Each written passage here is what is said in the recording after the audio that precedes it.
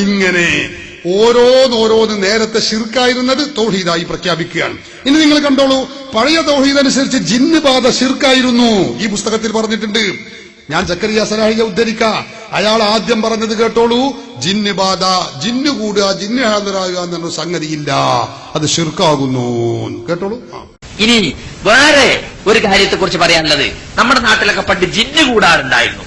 സുന്ദരികളായ പെൺകുട്ടികളുടെ ദേഹത്താണ് ജിന്ന് കൂടുക. എന്നിട്ട് ശൈത്താൻ കൂടുകയെന്നാ പറയാ. എന്നിട്ട് ശൈത്താൻ ഇളക്കൽ എന്നൊരു പരിപാടി ഉണ്ടായിരുന്നു. അത് പകലൊന്നും ശൈത്താൻ ഇളകൂല, രാത്രി ഇളകുള്ളൂ. എന്നിട്ട് ഈ പെൺകുട്ടിയും ശൈത്താൻ ഇളക്കാൻ വന്ന ശൈത്താനെയും കൂടി ഒരു റൂമിലാക്കിയിട്ട് നേരം വെളുക്കോളം മൊത്തം മനുഷ്യന്മാര് പുറത്ത് കാത്തിക്കുക, ശൈത്താൻ ഇളകണവും കാത്ത്. അതുകൊണ്ടുണ്ടായി എന്തെല്ലാം ദുരന്തങ്ങൾ നാട്ടിൽ. ഇപ്പൊ എന്താ ശൈത്താൻ കൂടാത്തത്? ഇപ്പൊ എന്താ ശൈത്താൻ ഇളക്കലില്ലാത്തത്? ശൈത്താനൊക്കെ മറഞ്ഞുപോയോ? സലഫി പ്രസ്ഥാനം കേരളത്തിൽ വന്നോടെ സലഫി പ്രസ്ഥാനം ചെല്ലോടത്തൊക്കെ ഇങ്ങനെ ശൈത്താൻ നീങ്ങി പോവുക. സുഹൃത്തുക്കൾ, ഇതൊരു തട്ടിപ്പായിരുന്നു എന്ന് നമ്മൾ ഇപ്പോഴെങ്കിലും മനസ്സിലാക്കണം. കണ്ടോ, ഇതൊരു തട്ടിപ്പാണ്. അങ്ങനെ ശൈത്താൻ കൂടുക, ജിന്ന് ഹാജരാകുക എന്ന് പറഞ്ഞ സംഗതിയില്ല. പഴയ തൗഹീദാണ്. 2007 മുജാഹിദുകൾ ഈ തൗഹീദ് മാറ്റി. എന്നിട്ട് പറഞ്ഞു, ജിന്നുകൾ മനുഷ്യരിൽ ഹാളിറാകും, ജിന്ന് കൂടും. വല്ലിപ്പാന്റെ രൂപത്തിലൊക്കെ ജിന്ന് വരും, മരിച്ചോല രൂപത്തിൽ ജിന്ന് വരും. ഷംസുദ്ദീൻ മൗലവി പാലത്ത് എന്ന് പറയുന്ന ഈ വിഭാഗത്തിൽ, KNM വിഭാഗത്തിൽ പ്രമുഖനായ മൗലവി പറയുന്നത് കേട്ടോളൂ. ഹാജരാവാൻ തന്നെ നമ്മുടെ ഉള്ളിൽ ശൈത്താനോട് വരും. എന്നിട്ട് നമ്മളല്ലാത്ത ഒരാളായിട്ട് നമ്മളാണ് മാറും. ചിലപ്പോൾ നമുക്ക് പരിചയമുള്ള ഏതൊരു വ്യക്തിയുടെ രൂപത്തിലായിരിക്കും, ചിലപ്പോൾ നമുക്ക് പരിചയം ഇല്ലാത്തൊരു വ്യക്തിയുടെ രൂപത്തിലായിരിക്കും, ചിലപ്പോൾ മരിച്ചുപോയ ആളുടെ രൂപത്തിലായിരിക്കും, ചിലപ്പോൾ ജീവിച്ചിരിപ്പുള്ള വിദേശത്തുള്ള ഒരാളുടെ രൂപത്തിലായിരിക്കും, ചിലപ്പോ വേറെ ഏതെങ്കിലും ഒരു പ്രത്യേകമായ ഹാവഭാവങ്ങളിലായിരിക്കും. അപ്പൊ വിവിധ രൂപത്തിൽ ജിന്നുകൾ ഹാളിറാകും. 2002 പിരിഞ്ഞുപോയ മടവൂർ ഗ്രൂപ്പുകാർ പറഞ്ഞു, ജിന്ന് ഹാളിറാകൂല, മനുഷ്യ ശരീരത്തിൽ കടക്കൂല. ഓലാവുമ്പോ തന്നെയുള്ളത്. അപ്പൊ സക്കരിയ സലാഹി അവരെ വെല്ലുവിളിച്ചുകൊണ്ട് പറഞ്ഞു, കടക്കൂല എന്ന് പറയാൻ നിങ്ങൾക്ക് ഉളുപ്പുണ്ടോ? മനുഷ്യരിൽ പിശാച് കടന്ന് വസ്വാസം ഉണ്ടാക്കും. അയാൾ പറയുന്നത് കേട്ടോളൂ. അവൻ ശരീരത്തിൽ കടക്കൂലെങ്കിൽ സുദർ എവിടെ? മനുഷ്യ ഹൃദയങ്ങളിൽ ദുർമന്ത്രം നടത്തുന്നു. മടവൂരിയാൾ ദുർമന്ത്രമൊക്കെ രണ്ടടിപ്പുറത്ത് പോസ്റ്റ് ചെയ്യല. അവിടെ നിൽക്കേ മദനിയെ ഒരു ദുർമന്ത്രം, സുന്നമി അവിടെ നിൽക്ക് ഒരു ദുർമന്ത്രം, ഇങ്ങനെ വിടില്ല തന്നെ. ഉളുപ്പുണ്ടോ ശരീരത്തിൽ കടക്കൂലാരെ? അതാ ഇതേ ആണെന്നേ പറഞ്ഞത് നേരത്തെ കടക്കൂലാന്ന്. നോക്കണങ്ങൾ, ഈ ഉളുപ്പുണ്ടോന്ന് ചോദിക്കലും മൂപ്പരോട് തന്നെയാണ്. ഇവരുടെ തൗഹീദിന്റെ അവസ്ഥയാണ്. ഇനി മനുഷ്യ ശരീരത്തിൽ ജിന്ന് കടക്കുന്നു എന്ന് മുജാഹിദ് പുതിയ തൗഹീദ് കണ്ടെത്തി. എന്നിട്ട് ഇതിനൊരു ചികിത്സ എന്താ? മുജാഹിദുകൾ പല ജാതി ചികിത്സകളും നടത്താൻ തുടങ്ങി. എന്തൊക്കെ? മുജാഹിദിന്റെ സംസ്ഥാന നേതാവ് അഹമ്മദ് അലി മദനി സംസ്ഥാന കൌൺസിലിൽ വെച്ച് പ്രസംഗിച്ചു. ജിന്ന് ചികിത്സാ കേന്ദ്രങ്ങൾ, മുജാഹിദ് പള്ളികളുടെ ഓരോ പള്ളികളിലും ജിന്ന് ക്ലിനിക്കുകൾ ആരംഭിക്കണമെന്ന് സ്റ്റേറ്റ് കമ്മിറ്റിയിൽ മുജാഹിദ് മൗലവിമാർ വരെ ആവശ്യപ്പെടാൻ തുടങ്ങി. എല്ലായിടത്തും ജിന്ന് ചികിത്സാ കേന്ദ്രങ്ങൾ വേണം. ആ മൗലവിമാർ പറഞ്ഞതാ. കാരണം മുജാഹിദുകൾ ജിന്ന് ചികിത്സകൾ തുടങ്ങി. എന്തൊക്കെ ചികിത്സ? അബ്ദുൽ ലത്തീഫ് മൗലവി അത് വിശദീകരിക്കുന്നത് കേട്ടോളൂ. മനുഷ്യന്റെ ശരീരത്തിൽ ജിന്ന് കയറിക്കൂടുമെന്നും കേവലം ശാരീരികമായ ചികിത്സകൾ കൊണ്ട് മതിയാവില്ല, അതിനാത്മീയമായ ചികിത്സകൾ വേണം. അത് വടികൊണ്ടുമാവാം. ജമാൽ ചെറുവാടി എന്ന് പറയുന്ന ഈ വിഭാഗത്തിന്റെ വലിയൊരു നേതാവാണ് അദ്ദേഹം. ഇൽമത്രണ്ട് നമ്മൾ അത് ആക്കാൻ പറഞ്ഞു. പക്ഷേ അദ്ദേഹം എന്ത് ചെയ്തു? രണ്ട് സ്ഥലത്ത് രണ്ട് ചികിത്സ അറിഞ്ഞു. ഞാൻ അറിയാത്തത്രണ്ട് എനിക്കറിയാം. ഒരു പെൺകുട്ടി എന്തോ മാനസികമായ സ്വാസ്ഥ്യം കാണിച്ചു. അവരെ ഇയാൾ പരിശോധിക്കുക. ഇയാൾ ഡോക്ടറല്ല, ഇയാൾ എഞ്ചിനീയർ അല്ല, കൃത്യമായി പറഞ്ഞാൽ മതപണ്ഡിതൻ പോലുമല്ല. കാരണം എന്താ? സ്കൂളും കഴിഞ്ഞിട്ടില്ല, മദ്രസയും കഴിഞ്ഞിട്ടില്ല. അല്ലെങ്കിൽ കഴിയണ്ടോ? ഭൗതിക വിദ്യാഭ്യാസം ഒന്നുകിൽ അല്ലെങ്കിൽ മതവിദ്യാഭ്യാസം, രണ്ടുമില്ല. ഈ മനുഷ്യൻ ഈ പെൺകുട്ടിയെ പരിശോധിക്കുകയാണ്. എന്നിട്ട് പരിശോധിച്ചിട്ട് ജിന്നിനെ എവിടെ നോക്കിയിട്ട് കാണുന്നില്ല. അവസാനം ഇങ്ങനെ നോക്കുമ്പോ ഒരു വിരലിങ്ങനെ അളകുന്നു കുട്ടിയുടെ. ഇയാൾ പറഞ്ഞു, ഈ വിരലിന്മേലാണ് ജിന്ന്. ഈ വിരലിന്മേലാണ് ജിന്ന്. എന്താ പ്രതിവിധി? അടിക്കണം.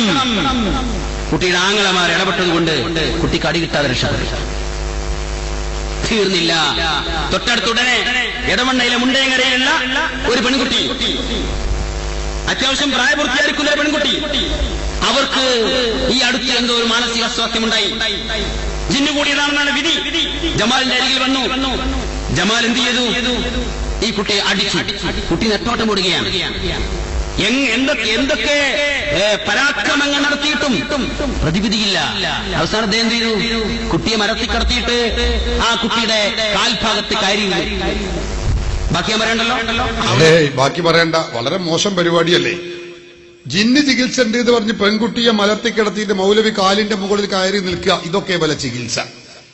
മുജാഹിദുകൾ ജിന്ന് ചികിത്സകൾ, അടി ചികിത്സകൾ തുടങ്ങി. വേറൊരു ഗ്രൂപ്പ് ചികിത്സിച്ചത് എങ്ങനെ അറിയോ? മന്ത്ര ചികിത്സകളാ. ഖുർആൻ തെറാപ്പി എന്നാ ഒരു ഇതിന് പേരിട്ടത്, ഖുർആൻ തെറാപ്പി. എന്നിട്ടോ ആ മന്ത്ര ചികിത്സ മുജാഹിദുകൾ പലരും ചെയ്തു. ഇപ്പൊ മുജാഹിദ് അല്ലിച്ചില്ലിയായി 5, 8, 10 കഷ്ണങ്ങളായി മാറിയപ്പോ ഓരോ ഗ്രൂപ്പും പറയാ നിങ്ങളും ചികിത്സ നടത്തിയില്ലേ. അപ്പൊ മറ്റൊരു ചോദിച്ചാൽ നിങ്ങൾ ചികിത്സിച്ചില്ലേ. അങ്ങോട്ടും ഇങ്ങോട്ടും ആരോപിക്കുക. അപ്പൊ മുജാഹിദിന്റെ ഒരു ഗ്രൂപ്പ് സക്കരിയ സലാഹി ഉൾപ്പെടെയുള്ള ആളുകളോട് പറഞ്ഞു സക്കരിയ സലാഹി ജിന്ന് ചികിത്സ നടത്തിയിട്ടുണ്ട്. അപ്പൊ അയാളോട് അതിനെ കുറിച്ച് ചോദിച്ചു, നിങ്ങൾ ജിന്ന് ചികിത്സ നടത്തിയിട്ടുണ്ടോ എന്ന് പറഞ്ഞു തരണമെന്ന് പറഞ്ഞു. അപ്പൊ സക്കരിയ സലാഹി നടത്തിയ ജിന്ന് ചികിത്സ മൂപ്പരന്നെ പറയുന്നത് കേട്ടോളൂ. അത് ചോദ്യമാണ്. നിങ്ങൾക്ക് എങ്ങനെയാണ് പൂർണ്ണമായും ശൈത്താന്റെ ബാധയാണെന്ന് ബോധ്യപ്പെട്ടത്? എനിക്ക് ആ കുട്ടിയെ നേരത്തെ പരിചയമുള്ള ആളാണ്. ആ കുട്ടിക്ക് ഞാന് ആദ്യം ഇദ്ദേഹത്തിന് മുജാഹിദ് ബാലുശ്ശേരിയെ വിളിച്ചു. മുജാഹിദ് ബാലുശ്ശേരിയോട് ഇങ്ങനെ പറഞ്ഞു എനിക്കിങ്ങനെ വല്ലാത്ത അസ്വസ്ഥതകളുണ്ട്. അപ്പൊ അദ്ദേഹം പറഞ്ഞു മുഹമ്മദ് ഹസന്റെ അടുത്ത് പോയി നോക്കാൻ പറഞ്ഞു. മുഹമ്മദ് ഹസൻ തന്നെ ഫറൂഖിലുള്ള ഈ മാനസിക ചികിത്സിക്കുന്ന ആളാണ്. അയാളടുത്ത് പോയപ്പോ അയാള് പിന്നെ നീ ഇന്ന ആളല്ലേ ഇവിടുന്നല്ലേ പിന്നെ എന്തൊക്കെ ചോദിച്ചത്ര. അപ്പൊ പിന്നെ ആകെ വിഷമായി. പിന്നെ ചെറുതേൻ കൊടുത്തു. പിന്നെ വയറിന സുഖമൊക്കെ മാറി, ഇത് മാറിയില്ല. അപ്പൊ മുജാഹിദ് ബാലുശ്ശേരി പറഞ്ഞങ്ങള് സുഹൃത്ത് മറിയമിന്നി കേഫിന്റെ CD എടുത്തിട്ട് ഇത് നിങ്ങൾ കേട്ടോളി എന്ന് പറഞ്ഞു. ഇത് കേട്ടാ മതി.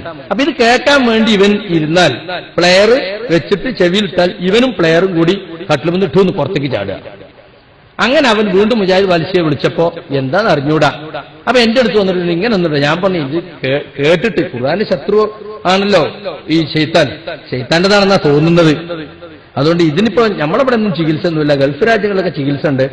ഈ റുഖിയ ശറഇയ്യ എന്ന് പറയുന്ന കുറെ ആയത്തും ദിക്റും ഒക്കെ കാസറ്റിലാക്കിയുണ്ട്. അത് വേണമെങ്കിൽ ഞങ്ങൾക്ക് തരാം, നിങ്ങളുടെ വീട്ടിൽ വന്നോളി. ഞാൻ ഗൾഫിൽ പോയപ്പോ കൊണ്ടുവന്നാണ്. അങ്ങനെ ഇവൻ വന്നു. അപ്പോ നിസ്കരിച്ചിട്ട് വരിക. അവൻ ഒന്നുണ്ട് ഒന്നോടുകൂടി. അപ്പൊ ഞാൻ എന്റെ ടേപ്പ് റിക്കാർഡിൽ സാധാ കാസറ്റാണ് എന്റെ ചെവിയിലിട്ട് വെച്ചു കൊടുത്തത്. ഞാൻ ഒന്നെടുത്ത് ഞാനിങ്ങനെ ആയത്തിൽ കുറിച്ച് ഓരി നിൽക്കാതെ വല്ല ശൈത്താൻ എന്റെ ദേഹത്ത് കയറേണ്ട ആൾക്ക് മുപ്പത് ചികിത്സയുടെ പേടിയുണ്ടോ? ഓന്റെ ശൈത്താൻ എന്റെ മേത്തേക്ക് വരേണ്ട അതിന് മൂപ്പർ ആയത്തിൽ കുറിച്ച് ചോദിയിരിക്കുകയാണ്. നോക്കണങ്ങള് ഇതിന് പറയട്ടെ. അപ്പൊ കുറച്ചിന് കഴിഞ്ഞപ്പോ ഇവന് എന്നിട്ട് ഇങ്ങനെ ഭയങ്കര ഒച്ച. ഞാനാകെ ബേജാറ, എനിക്ക് നെഞ്ചെടുപ്പ് കൂടി. ഞാൻ ആദ്യമായിട്ട് കാണുകയല്ലോ. അപ്പൊ ഞാൻ ഇങ്ങനെ അത് കൊള്ളാന്നൊക്കെ പറഞ്ഞു നോക്കി. ഒന്നും നിൽക്കുന്നില്ല. ഇവൻ ചാടിയും എണീറ്റ് പാടിന്റെ ടേപ്പ് റിക്കാർഡ് അപ്പുറത്തേക്ക് മറിഞ്ഞു. നല്ല ലാപ്ടോപ്പിന്റെ ഒരു ഇതുണ്ടായിരുന്നു, അത് കെട്ടി. അപ്പൊ അങ്ങനെ അതെല്ലാം കൂടി കെട്ടിമറിഞ്ഞു. ഓന്റെ ലാപ്ടോപ്പിന്റെ ആ സംഗതി എല്ലാം നഷ്ടപ്പെട്ട് ആകെ ബേജാറായി. ഇപ്പൊ ജിന്ന് ചികിത്സ നടത്തി നോക്കിയതാ. നടത്തിയ കോലാപ്പയിന്ന് എല്ലാരും ചികിത്സ നടത്തി സഹോദരന്മാരെ. അപ്പൊ സക്കരിയ സലാഹിയെ ആക്ഷേപിച്ചപ്പോ സക്കരിയ സലാഹി ഇതിന്റെ വിശദീകരണം പറഞ്ഞതാ. എന്നിട്ട് സക്കരിയ പറഞ്ഞു ഞാൻ മാത്രമല്ല നടത്തിയത്, എന്നെ വിമർശിക്കുന്ന എതിർക്കുന്ന അനസ് മൗലവി നടത്തിയിട്ടുണ്ട്. കേട്ടോളൂ സക്കരിയ പറയുന്നത്. അനസ് മൗലവിന്റെ ജിന്ന് ചികിത്സ ഒന്ന് വെച്ചുകൊടുത്ത തെറ്റാത്തതുകൊണ്ട് ഇപ്പൊ അനസ് മൗലവി സുബൈർ ഡോക്ടറെ കൊണ്ട് ചികിത്സക്ക് പോയിട്ടുണ്ട്. ഇന്നലെ ഞാൻ എറണാകുളത്തെ ക്ലിപ്പിട്ടു. ഒരു പ്രവർത്തകൻ വിളിച്ചു, അനസ് മൗലവി ഇങ്ങനെ സക്കരിയ സലാഹിയെ പറ്റി വല്ലാതെ പറയുന്നുണ്ടല്ലോ, അനസ് മൗലവി എന്നെ കൂട്ടിക്കൊണ്ടുപോയതല്ലേ. സക്കരിയ സലാഹിക്ക് ഖുർആൻ ഓതാൻ അറിയില്ല, എന്തിനാ പിന്നെ അങ്ങോട്ട് അയച്ചത്? അനസ് മൗലവിക്ക് ഖുർആൻ ഓതാൻ അറിയായിട്ടാണോ എന്നെ കാറിൽ കൂട്ടിക്കൊണ്ടുപോയത്? എന്നിട്ട് കൂട്ടിക്കൊണ്ടുവന്ന് തിരിച്ചാക്കി തന്നത്? ആരാ പറയുന്നത്? സുബൈർ ഡോക്ടർ. സുബൈർ ഡോക്ടർ ഇത്രയും കൂടി പറഞ്ഞു. ഞാൻ ഇനി കുറച്ചും കൂടി പറയും. പലരെ പറ്റി എനിക്ക് പറയാണ്ട്. ഒരുപാട് മുജാഹിദീകൾ എന്റെ അടുത്തേക്ക് വന്നിട്ടുണ്ട്. ഓലൊന്നും ഖുർആൻ ഓതാൻ അറിയാത്തവരൊന്നല്ല, ഹാഫിദീങ്ങൾ വരെ വന്നിട്ടുണ്ട്. ഞാൻ ഒരു മാസം കഴിഞ്ഞ് നാട്ടിൽ വരുന്നുണ്ട്, അനസ് മൗലവിനോട് പറഞ്ഞേക്ക് കേട്ടില്ലേ. അപ്പൊ സുഹൃത്തുക്കളെ, ഇതെന്തോ ഒരു വലിയ ഭൂനാക്കിയിട്ട് സക്കരിയ സലാഹിനെ അങ്ങോട്ട് ഊതി പറപ്പിക്കാനുള്ള പരിപാടിയാണ്. അതൊന്നും നടക്കൂല. ഇപ്പൊ നമ്മളെ ജില്ലാ സെക്രട്ടറി ഉണ്ടല്ലോ ഇസ്ഹാഖ് അലി, മൂപ്പരിപ്പോ ഇതും പ്രചരിപ്പിച്ചിട്ടാണല്ലോ ഇപ്പൊ ജില്ലാ സെക്രട്ടറി ആയത്. മൂപ്പര് ഹജ്ജിന് പോയപ്പോ ഒരു ജിന്നിറക്കിയ കേസ് എല്ലാരും ഉണ്ട്. ഞാൻ മൂപ്പര് ജിന്നിറക്കിയ കേസ് ഒന്ന് കേട്ടോളൂ. അതും കൂടി ഒന്ന് പറയാം.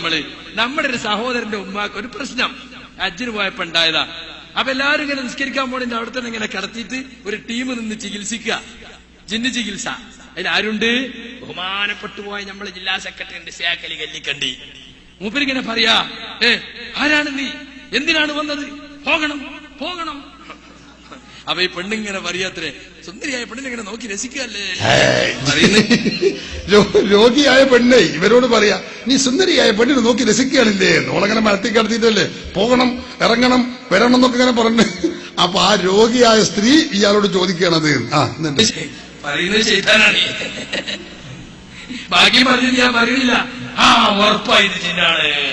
ആര് ഹജ്ജിന് പോയ ആളുകൾ പറഞ്ഞതാ, തെളിവാണെങ്കിൽ ഞാൻ ഹാജരാക്കും. വേണ്ട തെളിവൊന്നും വേണ്ട, അതെന്നെ മതി. നിങ്ങളെന്താ ഈ മൗലവി പറഞ്ഞാൽ തന്നെ ഞങ്ങൾക്ക് ഇഷ്ടം പോലെ തെളിവല്ലേ. സഹോദരന്മാരെ, മുജാഹിദുകളെ ജിന്ന് ചികിത്സക രൂപമാണിത്. ഞാൻ പറയുന്നത് നേരത്തെ ഷിർക്കായിരുന്നു, ഇപ്പൊ തൗഹീദായി. ഒരുപാട് കാര്യമുണ്ട്. അദൃശ്യമറിയൽ, ബറക്കത്തെടുക്കൽ, എല്ലാ കാര്യങ്ങളും ഞാൻ അതെല്ലാം കൂടി പറയുന്നില്ല. ഞാൻ 2012 തൗഹീദിലേക്ക് കടന്നു വരികയാണ്. ഇതൊക്കെ പഴയ തൗഹീദാ.